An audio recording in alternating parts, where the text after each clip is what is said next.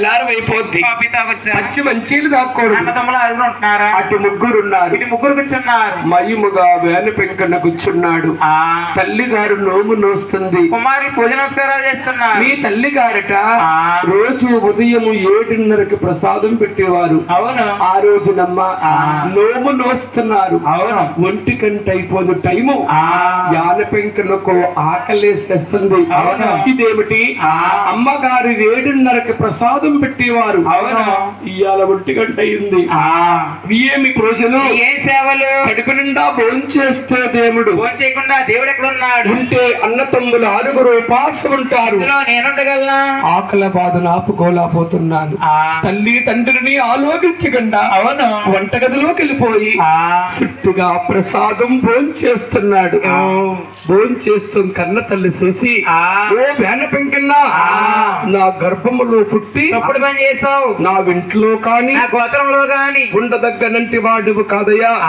ఫ్రాంచి దేశం పంపించారు. ఎవరికండి? పల్లీలకండి. పల్లీలంటే మాకు నీచకమండి. ఆటాడుకుంటూ వారిని ఏమంటారు? అగ్నికుల క్షత్రియులు అంటారు. వారిని వడ్డీలు అంటారు. మరకళ్ళు అంటారు. పల్లీలు అంటారు. 4 జాతులుగా వడ్డీలు దేవుడు, దొడ్డ దేవుడు, పల్లీలు దేవుడు, పర్యాదు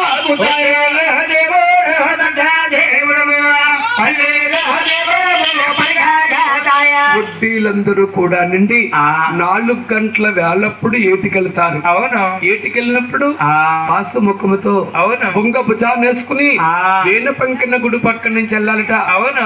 ఏటికి వెళుతూ బొంగో చేత్తో పట్టుకుని ఒంటి చేయి దండం పెట్టుకుంటూ వెళ్తున్నారు. ఎందుకని? తల్లి గారు పెట్టిన శాపనగరం అండి. పెంకన్నా, నీకు నియమానిష్టలు ఉండి, పూజలో పునస్కారం ఉండి, తల్లు మళ్ళు తానము చేసి 2 చేతులు జోడించిన వారికి మోక్షంతో కడుపు నిండా భోజనము చేసి అయినా సరే, పాసు ముఖముతో అన్నా సరే నీ కొంటి చేయి దండమే పెట్టాలి. ఎందుకంటే కుమారా, నీది అద్ద పూజ, ఇది అత్తగారు పూజ.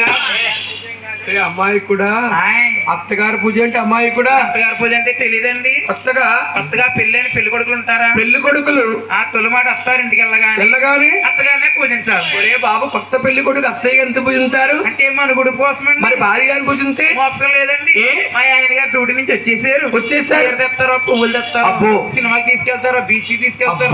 మొన్న వెళ్ళామండి సినిమాకి. ఏం సినిమా? కట్టారు చిరంజీవి సినిమా. అంత బాగుందా? అందులో పాట ఉందండి. ఏం పాట? ఎర్ర సొక్కాయ నీకోసం ఇస్తాను, ఎర్ర కళ్ళజోడు నీకోసం ఇస్తాను, ఎర్రలకి నీ గట్టిగా గిట్ట. అమ్మడు కృష్ణ గారు, మీ మామూలు కుమ్ముడు.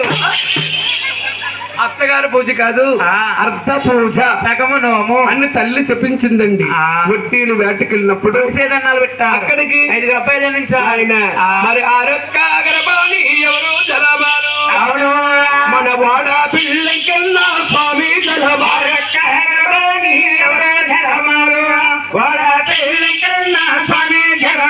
రావులపాలెం ఓబలంక సేరుపులో ఉందండి. చిన్నవాడి పిల్ల అంటారు. ఆత్రేయపురం మండలం వాడపిల్లి అంటారండి. అది కిత్తారా వెనగట్ట నీది తానకము. దిండులో నీ కొలువు తీరు.